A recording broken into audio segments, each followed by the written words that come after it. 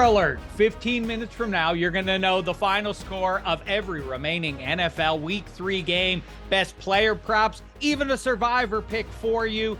Quick look in the rearview mirror before we roll into this week.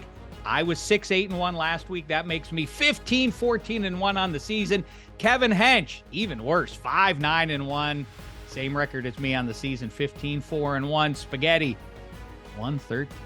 I'm trying to keep my voice down. I'm embarrassed for you. 10-14-1 on the season. And Brady Lemieux, our aggregated pick, 6-8-1, 17-12-1, leading the way on the season so far. Bottom line, fellas, it's time for all of us to shape up. We are what our record says we are. We got to shut out the outside noise. Let's go. Buffalo, Washington, Super Bowl rematch. That was the Mark Rippon year when he won the MVP. Remember that Super Bowl? What was that? Of course. It was that was Super Bowl 26. That was the second Bills Super Bowl. That's after Norwood. Right. That's the maybe the most anomalous sports season for one individual ever. Mark Rippon, not just the Super Bowl MVP, but for the whole season. Brady Anderson, 51 home run level type of performance from him. We don't have time for this, David. To the here and now. The visitors in our nation's capital giving 6.5 to the Commies. Total on this one, 48.5. I've got the Bills 27-20, but for the record, Sam Howell, looks like I was right about him. I like where the Commies are headed, and that Super Bowl 26 final score was 37-24. Washington. Hench, how say you? If this is supposed to be a 40-yard dash, you just face planted 5 yards out of the starting block. Like, we are so far behind already because you're talking about Mark Rippon. Who's wasting time right now? From Spokane, Washington, right? We don't have time for crap like that. Because I don't believe in the Bills particularly this year, and I don't really believe in Sam Howell yet. So I've got to pick. And I'm sticking with my season-long kind of semi-anti-Bills vibe. And I think 6.5, maybe a little. I have them winning the game, but not covering. So I'll take the points in that one. Spaghetti, how say you?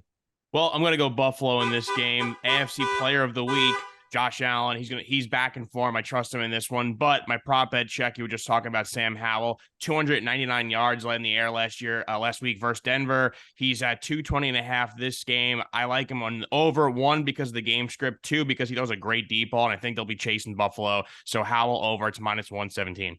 Best in the biz, Brady Lemieux has it 27.3-21. So yes, he says take the Bills on the money line and the over. But he says that they will not cover those Bills. Our Anton Chigurh coin flip game of the week. Remember, everybody, always call heads when given that. I wish I had the time to explain why that's the righteous way to go, but I don't want Hench to yell at me here. Chargers and Vikes started out at Pick'em. It's now Vikes -1. Total is 54. One of these teams is about to be 0-3. In other words, what do you have to lose? Everything. Probably. If you're 0-3, your season is probably doomed. I'm going 34-31 on the assumption that the Chargers are going to do the right sartorial thing and wear their white jerseys with their gold pants. It'll be a delicious uniform matchup if they do that. Herbert over Cousins. Give me them by a field goal. Ergo, Cam Akers, no impact in the short term here after getting traded this week. 34-31. Hench, how say you? This is obviously a tough one. This is the No Country for Old Men pick. The Chargers have burned me. You know, we're going on year 2 now of me believing in this team that maybe just isn't very good. But I'm in year 27 myself. I agree. You know, I've agreed with the sort of consensus about the Vikings regression that was due to happen after winning every one-score game. They're now 0-2 at one-score games. And I think it's the Vikings that fall to 0-3 in one-score games this week, and the Chargers finally get their first win of the season. Well, since this Spaghetti, Since this is the No Country for Old Men pick, I know I'm going with the Vikings here, and Cormac McCarthy, big Vikings fan as well, 31-28. Kirk Cousins over 1.5 touchdowns here is minus 189. The Chargers give up the most passing yards per play, and they're the 32nd ranked defense. So a lot of points in this one. And I liked that the Vikings played last week, minus the turnovers versus the Eagles. They probably would have won that game. So I'm going with the Vikes here. Brandon Staley, defensive guru.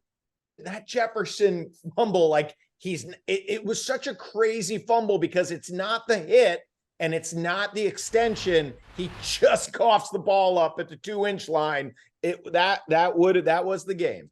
Well, the Eagles, we are assuming they're back on track, but remember how close that game would have been if Jefferson's touchdown or if he gets in the end zone and gets 6 there instead of a turnover in that spot, obviously. Brady Lemieux says 29.3 to 28.3, appropriately close.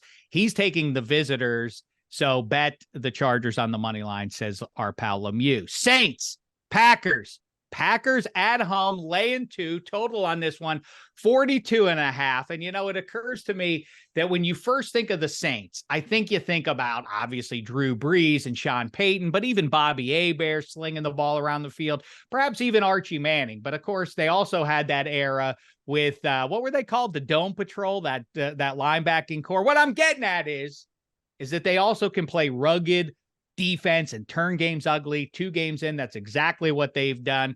That is nothing to apologize for. If you don't have one of the 4 superhero quarterbacks, they instead have Derek Carr. They're good at uglying up the games and winning via defense. Spiritually, if not financially, I don't mind being wrong about this because I'm rooting for Jordan Love to succeed. I say on this day, 23-21 Saints. Hench, how say you?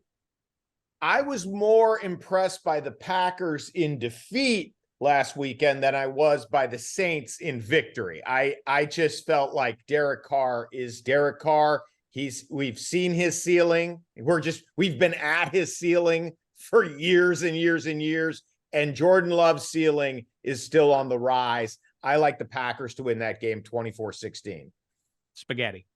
Yeah, I'm going 23-20 Green Bay here. Jordan Love, speaking of young quarterbacks, he's looked so comfortable, so good in both those games. So I like Green Bay, even with the injuries in this one. But my player prop's going to go to the Saints side. Chris Olave is quietly becoming like a top 5 to 7 receiver in this league. I'm going the over on receiving yards here. It's 67.5. It's minus 119. He's top 5 in yards per route, first down receptions, and yards after catch. I think this one's going to catch very easily. Derek Carr hasn't been great, but he loves targeting Olave, so I trust that one. Brady Lemieux is riding with you guys, 22.6 to 19.6, 3-point victory, covering at home, in other words. Will the Packers... Spaghetti, how are we on time? I want to ask Hench a quick trivia question. We're about at the 8-minute mark right now, so we're not terrible. I'm doing it. Dome Patrol. Name them. Go, Hench. Is that name one? Name one. The Pat Swilling? Okay, that's one. Ricky Jackson. Okay. Go ahead. Your turn. Oh, God. Leroy Glover? Oh. Sam Mills is in the Hall of Fame, sir. And Von Johnson is number 4 there. Moving on. Atlanta and Detroit. Detroit at home, laying 3. By the way, if my math is correct on this, if I counted these things up correctly, I think the road teams so far have won 19 of the 32 pro football games so far. So home field, in other words, doesn't have its usual advantages and hasn't for the last couple of years. Either way, total is 46. Lions giving 3. It's weird. I can't think of any history between these teams or sports towns. No World Series, no hockey playoffs. Hawks and Pistons are completely irrelevant. If Detroit's for real, and I think they are, they got to win this one at home. I like the Falcons a lot, but I'm going to take the Lions 28-24. How say you, Hench? I'm right there with you. I'm still licking my wounds. I had the Lions in virtually everything last week. Obviously Goff riding that incredibly long string of not throwing a pick. And then he just throws an old bad Jared Goff pick 6 of a throw that's so far behind the receiver. It's just incomprehensible. Let's assume that's his one for another 300 passes. Don't see how the Falcons score with the Lions here. I like the Lions 27. I like that Falcons team, though. I don't think they're doomed, or I think they really have a shot in the South there. Spaghetti, how say you? Yeah, I'm going to go with the Lions at home in this one. It's where Jared Goff is better. Plus, he finds a way to always cover. So I'm going 30-23 here. I'm not buying into the Falcons' passing offense just yet, but I am buying into the Lions' offense. It'll only get better, too, as the season goes on with Jameson Williams coming back, figuring out how to utilize Jahmyr Gibbs. But the player I love and who Jared Goff loves, too, is his rookie tight end, Sam Laporta. This is a user's choice. You want to go over receptions or over yards? I think both will cash. He had 5 catches back-to-back games, first 2 games of his career. He's great. Lions win this one. Brady Lemieux says go over, and the Lions cover by 6. Dallas and Arizona. The Cardinals at home plus 12. Total 43. Those two numbers don't exactly fit together. It doesn't feel like it's a rematch of the Jerry Maguire game. Cuba Gooding Jr. wins the Oscar. I suggest Cardinals fans, you go watch that very fine movie because this game will not be pretty. Cowboys 33-10. Hench, how say you? Yeah, I think we're gonna all have this as a Cowboys blowout. I don't see. It's funny, Arizona might have had a chance if they did go up 20-0 on the Giants, because now there's no way McCarthy's gonna let the Cowboys look past this team. So I think it's gonna be bad and it's gonna get worse. Cowboys by 2 touchdowns. Spaghetti. Yeah, I mean, I'm going Cowboys big in this one, 35-14. Look, I saw what the Cardinals did to versus my Giants in the first half, but Cowboys are a better team than that.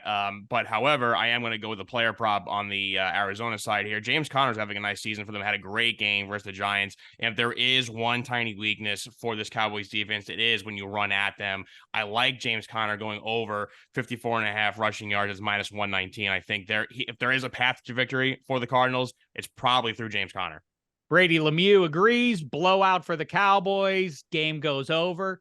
Black and gold v. silver and black. Move over Bradshaw and Snake. It's Kenny P v. Jimmy G. Pitt is headed to Vegas. The home team is given 2.5. The total is 43. Neither team has been stopping the run so far, specifically for the Steelers. A lot of hand-wringing on the banks of the Three Rivers and beyond about the offensive coordinator, Matt Canada, and how Kenny Pickett's playing. How about Levi Wallace? If you're not paying attention, number 29 in the secondary for the Steelers has been a real liability. I say the Steelers, if they can just get the 3-1 for all the hand-wringing when the bald birdies roll into town in week 5, all's well. Lose this one, though. Eek. Come on, Ken. Get it done in Vegas. 26-24, the Pittsburgh Steelers win it. I agree the Steelers win. I think they win and cover. I think Steelers win this game 24-20, not because Kenny Pickett's any good or that the offense is not horrendous, which it's just awful. But for some reason, it just doesn't matter with the Steelers. It just doesn't matter if you can get a first down or not. Something weird will happen. A receiver will have the ball hit him in the hands and the Steelers will end up with a defensive touchdown. It never fails. Constant. Bet the Steelers. Just count on that Steeler luck, never ending. And it's weird that the Raiders got blown out. What was it, 38-10 by the Bills? And the Steelers were worse offensively. And of course they win. So historic anomalies in that Monday Night Football game that they somehow won that game, gaining -7 yards in the fourth quarter. They go into it trailing. They win the game despite getting -7 yards in the pivotal fourth quarter. Good stuff, Steelers. Spaghetti, how say you? This is a 3-car garage pick here. I have the Steelers winning 21-20. I think they're going to hit a last-second field goal. The defense will keep them in that game. I do have, though, Kenny Pickett over half interception here. It's plus 106. He's threw 2 in the first game, 1 in the second game, so he's prone to making mistakes. So, unfortunately, going with that prop, but the Steelers will win this game.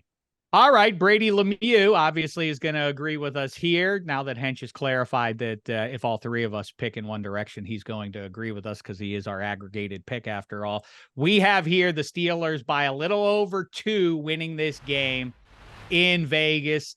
You know what? That's 6 games. Did I 30 have seconds. That right? Yeah. We have about 30 seconds. Okay, your left. weirdo game of the week, Belichick Bowl. I say that the Patriots win it by 4. Hench, I know you have that one by a point, and you have the Jets too, Spaghetti. Hench, survivor pick, go! Cowboys, don't overthink it. All right. I'll take the Cowboys too. Let's do this. We'll talk to you next week. In the meantime, go back and listen to the 2 very fine episodes of -3 that we have for your ears and hearts available now. Until then, thanks so much, sports fans. It's been a thin slice of heaven. I hope your team wins, unless they're playing my team.